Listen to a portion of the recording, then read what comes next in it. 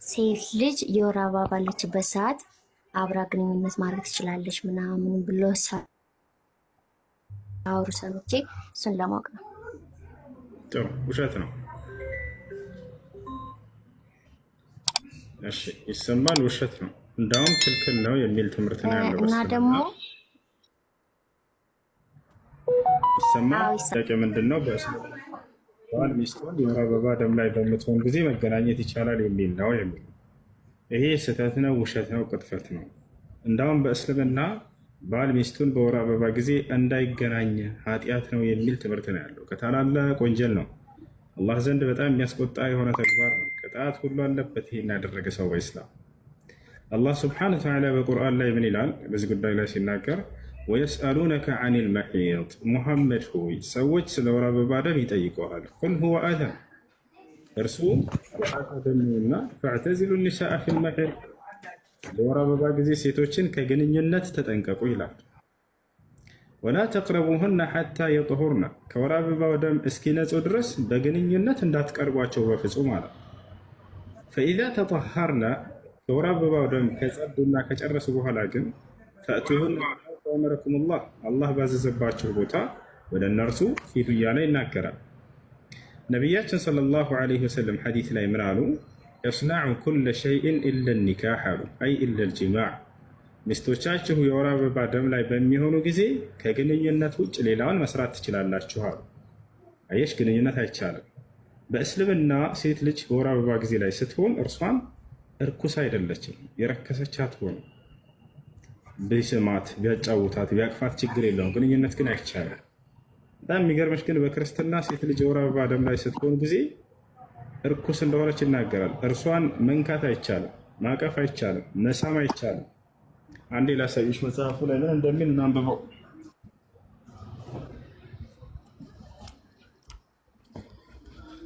ሴት ልጅ በወር አበባ ጊዜ እንደ ክርስትና ምን ተብላ ትታስባለች የሚለውን አንዴ ላሳያችሁ።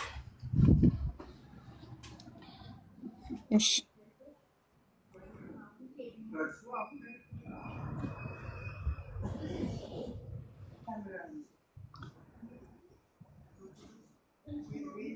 ያውና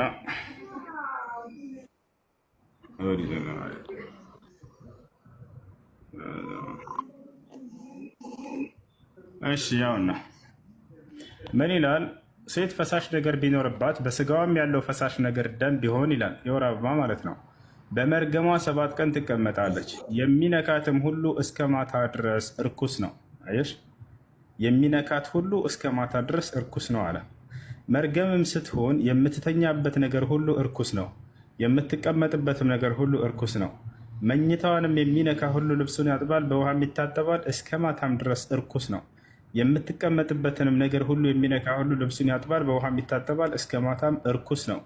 በመኝታዋም ላይ ወይንም በምትቀመጥበት ነገር ላይ ቢሆን ሲነካው እስከ ማታ ድረስ እርኩስ ነው። ማንም ከእርሷ ጋር ቢተኛ መርገሟን ቢነካው 7 ቀን እርኩስ ነው። የሚተኛበትን መኝታ ሁሉ እርኩስ ነው። ያው ሴት ልጅም በወር አበባ ጊዜ እንደዚህ መጸየፍ አስባችሁታል? እርሷን የምትተኛበት ይረክሳል፣ የምትቀመጥበት ይረክሳል፣ የሚነካት ሰው ሁሉ ይረክሳል፣ እርኩስ ነው። ታጥቦ ራሱ አይጸዳም። ያው እስከ ማታ ድረስ ታጥቦ እርኩስ ነው። አይታችሁታል?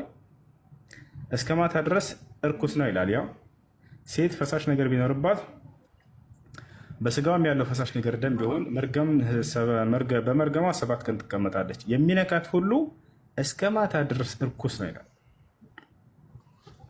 በእስልምናስ በፍጹም እርሷ እርኩስ አይደለችም። ደሙ ላይ ነው ብቻ ችግሩ። እስላም ምንድን ነው? ደም ስላለ ደሟ እስካለ ግንኙነት እንዳታደርጉ ብቻ ነው ያለው። እርሷ ሰውነቷን ቢነካት ችግር የለውም። ለዚህ ማስረጃ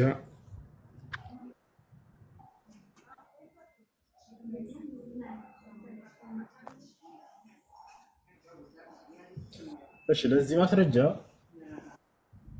ከዕለታት አንድ ቀን እናታችን አይሻ ረዲየላሁ ዐንሃ ያፊ ነው በላቸው ደሙ ማለት ነው። ሴቶችንም በወር አበባ ጊዜ ራቋቸው የሚለው ከምንድን ነው? ከግንኙነት ማለት ነው። ንጹህ እስከሚሆኑም ድረስ አትቅረቧቸው አለ። አትቅረቧቸው የሚለው ምንድን ነው? እነሱን ሳይሆን ከግንኙነት ማለት ነው። ንጹህ በሆኑም ጊዜ አላህ ካዘዛቸው ስፍራ ተገናኟቸው። ያው ስለ ግንኙነት ነው አውድ እያወራ ያለው። ከግንኙነት መራቅ አለበት ሰው ከደሙ እስኪነጹህ ድረስ። ንጹህ በሆኑ ጊዜ በተፈቀደው ፍቅራ ተገናኟቸው ይላል። አላህ ከኃጢአተኞች ተመላሾችን ይወዳል፣ ተጠራሪዎችንም ወይም የሚጽዳዱ ሰዎችንም ይወዳልና እያለ ይናገራል። ያ ነው አሁን ነቢያችን ሰለላሁ ዐለይሂ ወሰለም ይህን የቁርአን አንቀጽ ራሳቸው ቃል በቃል ሲፈቱት ምን አሉ? እስነዑ ኩለ ሸይእን ኢለ ኒካህ ይላሉ። ከሚስቶቻችሁ ጋር ከግንኙነት ውጭ ሌላውን መስራት ትችላላችሁ አሉ። ያ ማለት ሰውየው ቢስማት፣ ቢያቅፋት፣ ቢያጫወታት ችግር የለውም። ግንኙነት ብቻ ሲቀር እርሱ ኃጢአት ነው። ይህን የተናገሩበትን ደግሞ ላሳያችሁ። ተመልከቱት። መጀመሪያ እዚህ ጋር ታገኝታላችሁ። ሰሒህ ሙስሊም ላይ 302 ላይ ታገኝታላችሁ። ቡኻሪ ሙስሊም የዘገቡት ሐዲት ነው። አነ ልየሁድ ካኑ ኢዛ ሓضት ልመርአ ፊህም ለም ዩአኪሉሃ ወለም ዩጃሚዑሁነ ፊ ልቡዩት ያና ፈሰአለ አስሓቡ ረሱል ላ ሰለላሁ ዐለይሂ ወሰለም ፈአንዘለ ላሁ ተዓላ ወየስአሉነከ ዐኒል መሒድ። እንግዲህ አይሁዲዎች ሚስቶቻቸው የወር አበባ ደም ላይ በሚሆኑ ጊዜ አብረዋቸው አይቀመጧቸውም፣ አብረዋቸው አይተኙም፣ አብረዋቸው ከእነርሱ ጋር ህብረት አያደርጓቸውም ይላል። አብረዋቸው አይበሉ። ቅድም ያሳየኋቸው ኦሪት ዘሌዋውያን ላይ ያለው ማለት ነው። ሴት ልጅ የወር አበባ ደም ላይ በምትሆን ጊዜ የሚነካት ሁሉ ይረክሳል ስለሚል አይነኳትም። አብሯት እሷን የተቀመጠችበት ይረክሳል፣ የተኛችበት ይረክሳል ይላል አለ። ከእርሷ ጋር በጥቅሉ ህብረት እንደማያደርጉ ተነገራቸው። ወለም ዩጃሚዑሁነ ፊል ቡዩት እዚህ ጋር ግንኙነት ለማለት ሳይሆን ቤት ውስጥ ከእነርሱ ጋር ህብረትን አያደርጉም። ቅድም እንደተባለው የምትቀመጥበት የምትተኛበት ይህ ቤት ውስጥ ያለ ነገር ያ ሁሉ አያደርጉም። ፈሰአለ አስሓቡ ረሱል ሰለላሁ ዐለይሂ ወሰለም የነቢዩ ሙሐመድ ሰለላሁ ዐለይሂ ወሰለም ባልደረቦች ጠየቁ። ይህን ማንን ጠየቁ? ነቢዩ ሰለላሁ ዐለይሂ ወሰለምን ጠየቁ። ፈአንዘለ ላሁ ተዓላ አላህ ደግሞ ቅድም ያሳየዎችን የቁርአን አንቀጽ አወረደ። ደሙ እስካለ ድረስ ደሙን ያኔ ግንኙነት እንዳታደርጉ የሚልን ማለት ነው። ወየስአሉነከ ዐኒል መሒድ ኢላ አኺሪል አያ። ፈቃለ ረሱሉላህ ሰለላሁ ዐለይሂ ወሰለም ነቢዩ ሙሐመድ ሰለላሁ ዐለይሂ ወሰለም ሲያብራሩ ምን አሉ? ያው ቅድም ስነግራቸው የነበረው ትርጓሜ ከእርሳቸው ከነቢ ሰለላሁ ዐለይሂ ወሰለም የመጣ ትርጓሜ ነው። ምን አሉ? እስነዑ ኩለ ሸይእን ኢለ ኒካህ አሉ። ያን የቁርአን አንቀጽ ካነበቡ በኋላ የቀደሙን በሉ ከሚስቶቻችሁ ጋር ከግንኙነት ውጭ ሌላውን መስራት ትችላላችሁ አሉ። አያችሁ። ስለዚህ ግንኙነትን ብቻ ነው ኢስላም የሚከለክለው። ሴት ልጅ የወር አበባ ላይ ሆና ምንም አይነት እርኩስ አትሆንም። እርሷ የነካትም አይረክስም፣ የሳማትም አይረክስም፣ የቅፋትም አይረክስም። ግንኙነት ያደረገ ብቻ ነው ያ ሰው ላይ ነው ኃጢአት ያለበት። ያው ሚስቶቻችሁ የወር አበባ ደም ላይ ሲሆኑ እስነዑ ኩለ ሸይእን ሁሉን ሰሩ ኢለ ኒካህ ግንኙነት ሲቀር ፈበለገ ዛሊከ ልየሁድ ፈቃሉ ማ ዩሪዱ ሃዛ ረጁል አን የድዐ ሚን አምሪና ሸይአን ኢላ ኻለፈና ፊህ። ይህ ጉዳይ ለአይሁዶች ደረሳቸው። ሙሐመድ ሁሉን ነገር ማድረግ ትችላላችሁ ከግንኙነት ውጭ እያለ ነው ሲባሉ ይህ ሰውዬ እኛ የምንዘራውን ከመጻረር ውጭ ሌላ ነገር አያውቅም አሉ። እነርሱ እርኩስ አድርገው ያታላ ገብታቸው አይደለ? ይሄ ነገር ስህተት ነው ብለው ነቢ ሰለላሁ ዐለይሂ ወሰለም አስተማሩባቸው። ይሄ ሰው እኛን ከመጋጨት ውጭ ሌላ ነገር አያውቅም እንዴ ብለው ተናደው ተናገሩ። እንደነሱ እርኩስ ማለት አለባቸው ሴት ልጅን ስህተት ነው አስተምሮ ብለው በቃ ገለጹባቸው። ሴት ልጅን ይሄን ያክል አጸያፊ አድርጎ ማየት የሚነካት ይረክሳል። አስባችሁታል? የወር አበባ ላይ ሆና እሷን የነካት ይረክሳል። ምን አገናኘው? ከደሙ ጋር ነው ችግሩ። አምላክ ሊሆን የሚገባው በደሙ ላይ እንዳትገናኟት አለ ኢስላም። በቃ አለቀ። ነቢ ሰለላሁ ዐለይሂ ወሰለም በደሙ ጊዜ እንዳትገናኙ እንጂ እርሷን እንዳታገሏት።